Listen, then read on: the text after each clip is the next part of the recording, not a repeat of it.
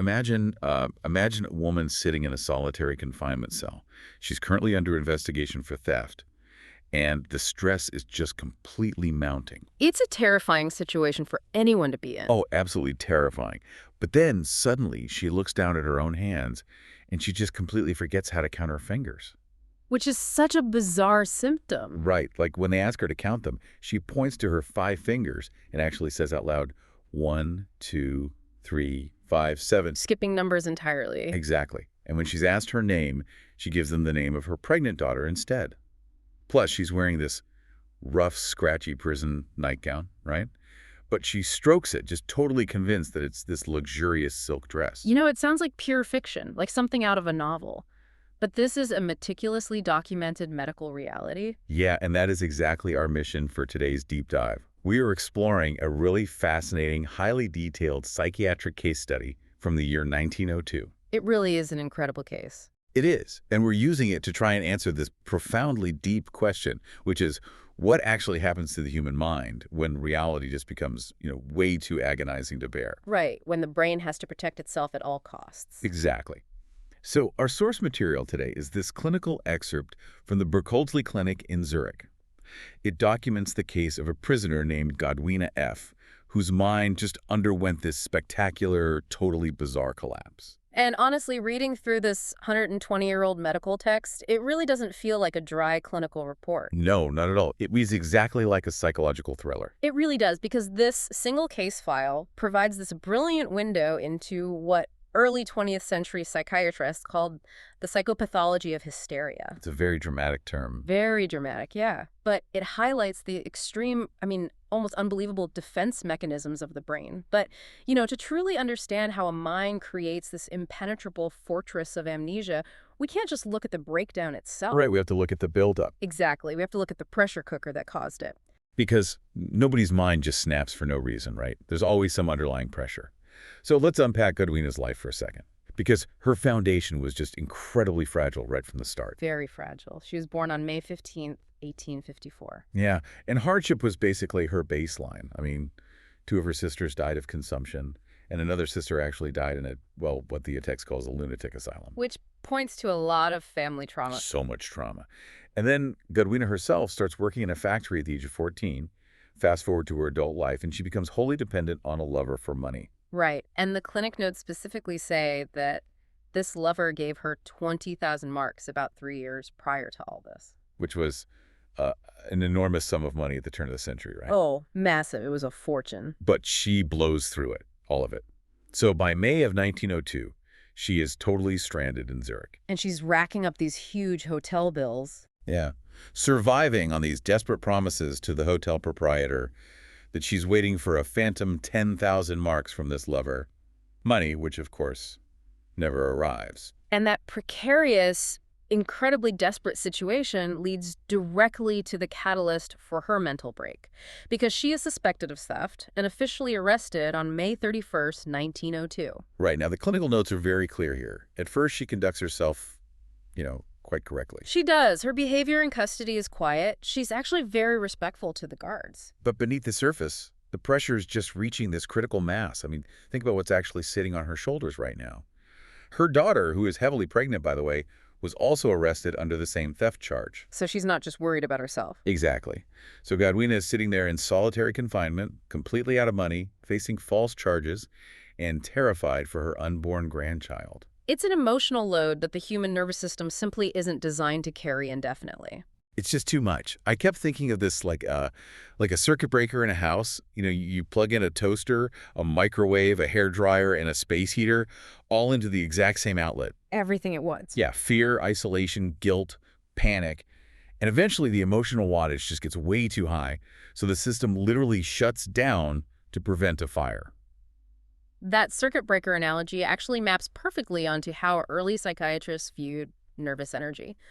The snap for Godwina happens on the morning of June 4th, which is her 4th day of detention. Okay, so what exactly happens that morning? Well, the wardress opens her cell at 6:30 a.m., and Godwina is just standing there, completely rigid. That quiet, respectable prisoner is totally gone. Oh, wow. So the switch just flipped overnight. Literally.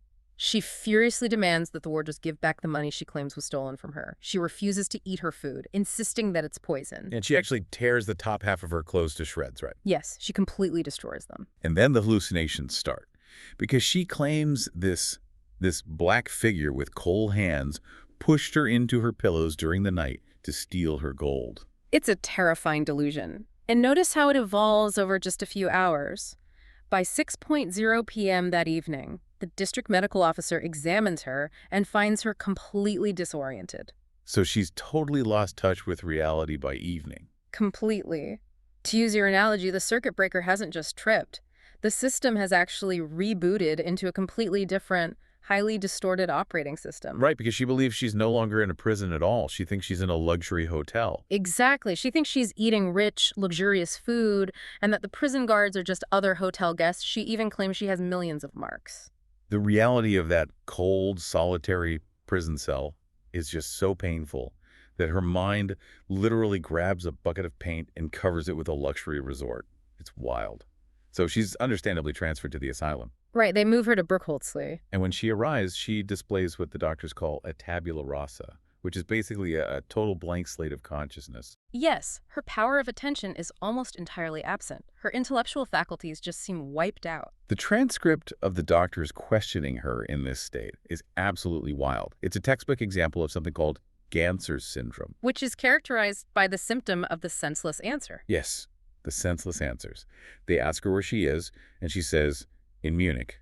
They ask her name, she says, don't know. They ask for her Christian name, and she says, Ida.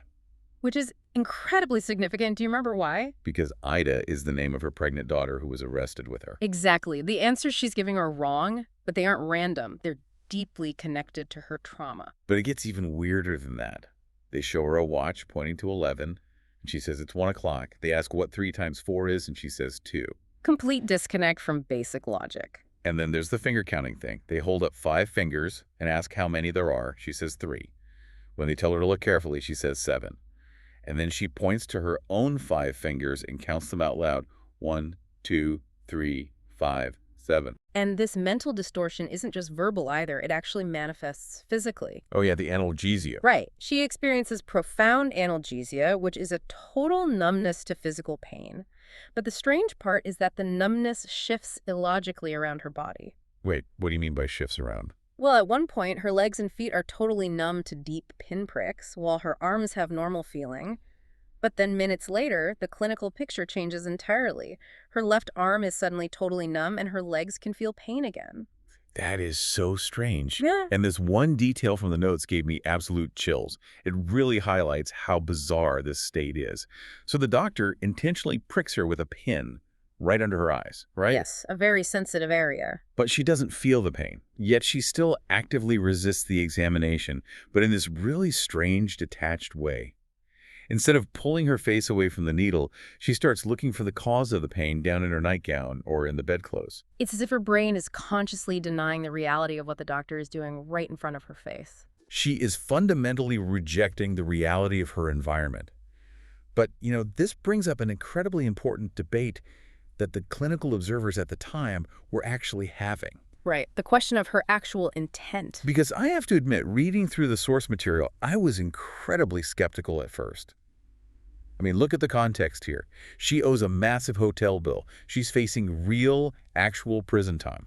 The stakes are very high for her. Exactly. If a doctor asks me what 3 times 4 is, and I want to plead insanity to get out of a jail sentence, just saying 2 is a pretty convenient way to do it. So isn't she just malingering? Just faking it to avoid the consequences? It's the most natural question to ask, honestly. And you aren't alone in that skepticism. A prominent critic at the time, a psychiatrist named Nissel, argued exactly that. Okay, so I'm in good company. You are. Nissel believed this kind of irrelevant talk was either a manifestation of basic catatonia or that the patient was simply faking the whole thing. But the clinician at Berkholtzli disagrees. Strongly. The clinician uses a few highly specific incidents to prove that Godwina's state is a genuine subconscious phenomenon. Right. And the most famous piece of evidence is the silk dress incident, which honestly completely changed my mind about her faking it. Walk us through what happened there because it's a great example. Okay, so Godwina is standing by her bed in her rough prison nightgown. And She is highly, highly suggestible in this state. The doctor tells her, "You are wearing a pretty silk dress." And because she's in this hazy, hypnotic state, she just agrees. Immediately, she says, "Yes, very pretty," and actually starts stroking the coarse fabric of the nightgown like it's fine silk. But then the doctor tells her she needs to go to bed, and he adds, "You can't go to bed with your clothes on." So what does she do? She starts unbuttoning the nightgown. Huh? But halfway through, she suddenly freezes. Her whole demeanor shifts, and she says, "But I'm not wearing a nightgown." And that moment is the crux of the clinician's argument against malingering. Because it proves she isn't fully in control. Exactly. Think about the mechanics of a lie. If she were simply a malingerer faking insanity, she would have just played along with the doctor's game and taken the dress off to keep up the charade. Right. And if she were fully catatonic, she would have just mindlessly followed the command to undress. But she did neither of those things. Because taking it off would mean she was standing there naked in front of a doctor. Precisely. Her subconscious feeling of modesty completely overrode the doctor's hypnotic suggestion. Even in her profoundly altered state, her brain subconsciously knew that if she removed that garment, her dignity would be compromised. So her mind just abruptly shattered this silk dress illusion specifically to protect her from being exposed. Yes, that requires a complex subconscious moral reflex that you simply cannot fake. That is fascinating. And when you look closely at her senseless answers, they aren't just random babble either. The doctors in the text call these semi-intentional negations. I love that term. It's so descriptive. Her mind is actively refusing to connect the dots.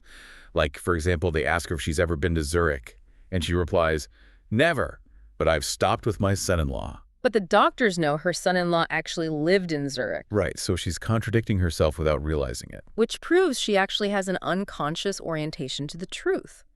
The mechanism here is just fascinating. The word Zurich is deeply painful to her because it's where she was arrested, starved, and imprisoned. So the brain treats it like a banned word. Basically, yes. But the concept of her son-in-law also stirs up memories of unpleasant family experiences. So her mind pushes the difficult son-in-law to the forefront as a distraction, but flatly actively denies the location of Zurich. Wow. It's not a lack of knowledge at all, it's an active, deep restriction of her consciousness. Her brain is working overtime to prevent her from forming an adequate answer that might trigger her trauma. So her conscious mind is actively hiding these painful truths from her. But that presents a massive roadblock for the doctors, doesn't it? Like, how do you bypass a firewall that the patient doesn't even know she has? It's a huge challenge. They can't just ask her what happened. Because she genuinely doesn't have conscious access to the memory, so this is where they had to turn to hypnosis. Right. And the goal wasn't just to calm her down, which is how we often think of clinical hypnosis today. The goal was to penetrate the total amnesia that was blocking out the days surrounding her arrest. Okay, so I was trying to wrap my head around this using another tech analogy. Let's hear it. So if the initial trauma was a tripped circuit breaker, her current amnesia is like a computer file. The file hasn't actually been deleted off the hard drive, but the operating system has completely hidden the file path. So the file is there, but it's invisible. Exactly. The user, Godwina's conscious mind, can't click on it. Mm-hmm. So the doctors use hypnosis as a backdoor command prompt to basically bypass the operating system and force access to those restricted files. That analogy actually maps really well onto how 19th century psychiatrists were beginning to conceptualize the layers of the mind. The data isn't destroyed, user access is just revoked to protect the system from crashing. But getting that access back couldn't have been easy. No, it required incredibly specific techniques. First, they used what the text calls the Janet method, named after the pioneering French psychologist Pierre Janet. Now, I need you to help me out here because reading about the Janet method made my brain tie itself in knots. It is a bit mind-bending. Seriously. The notes say they hypnotized her and she still had amnesia. So while she was already hypnotized, they performed the passes to hypnotize her again.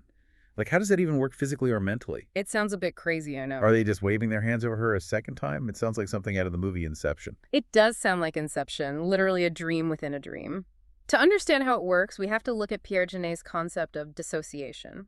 Janet had a famous patient, a medium he called Lucy. And he theorized that human consciousness isn't a single point, it's actually a series of concentric circles. When a person experiences severe trauma, their mind splits or dissociates.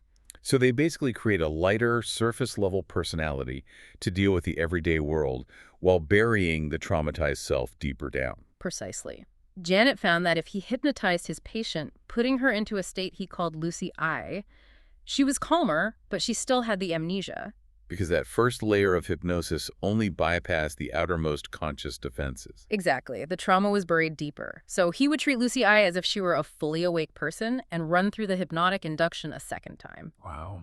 This forced the mind to drop its next layer of defense, accessing a deeper, older state of consciousness, which he called Lucy III. So the deeper state possessed the raw memories that were totally inaccessible to the lighter hypnotic state. Right. The larger circle of memory encompassed the smaller ones. Hypnotizing a hypnotized person to access a deeper partition of the hard drive. That is incredible, and it worked on Godwina. It did. They pushed her into this deeper trance state where she suddenly became cataleptic. Her muscles went completely rigid. And she became profoundly analgesic again, totally numb to all physical pain. But even in that deep state, the memories didn't just pour out on their own. The doctor still had to pull them to the surface. So how do they do that? This is where they combine Janet's theory with the Forel method, named after Auguste Forel. Right, the situational anchor. Exactly. You can't just ask an amnesiac in a deep trance, hey, what happened? You have to mentally put the patient back into the exact situational environment of the lost memory. You have to recreate the scene. You recreate the sensory details of the trauma to give her mind anchor points around which the hidden memories can crystallize. The transcript of the scene where they do this is just breathtaking. The doctor is sitting with Godwina in this deep secondary trance. He asks her, how did you get here? She says she doesn't know. So he sets the scene for her. Right, he says, you are now in the detention cell. The door is opening. A policeman comes in. And the sensory cue works instantly. It's like turning on a light switch. Suddenly, Godwina is right back in that moment. She says, yes, he's taking me to the asylum. The doctor asks how she got there, and she replies, in a cab. And notice how the emotion comes flooding back with the memory. Yeah, she isn't just reciting facts. No, she is reliving the visceral terror of it.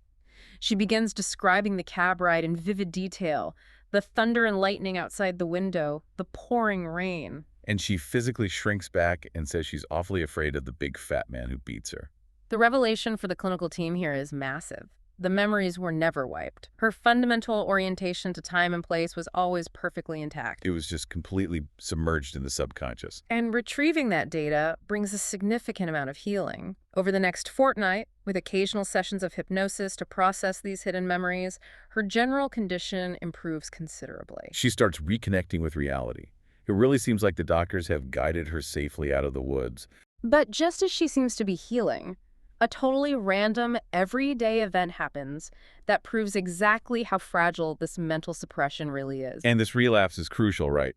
Because it allows the doctors to see the exact mechanical process of hysteria happening in real time. This takes place a few weeks later, on June 21st.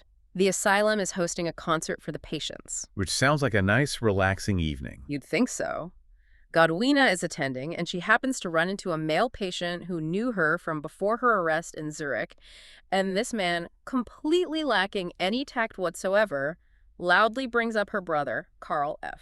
Which is literally the absolute worst thing he could have done, because her brother Carl happens to be an habitual criminal. Exactly. So this guy just blurts out her deepest family shame right there in the middle of a social gathering. Godwina is obviously visibly upset. I mean, who wouldn't be? She complains about his rudeness afterward, but she eventually goes to bed. However, that night, she suddenly jumps out of bed in sheer, unadulterated terror. She is totally confused, absolutely disoriented, and has to be physically coaxed back to bed by a fellow patient. The next day, the doctors examine her, and she presents with what they term systematic negativism. Meaning she has completely blocked out the event at the concert. Entirely. She smiles and says she slept very well, her head is clear, and absolutely nothing unpleasant happened. She just built the wall back up overnight. But here is where the body betrays the mind.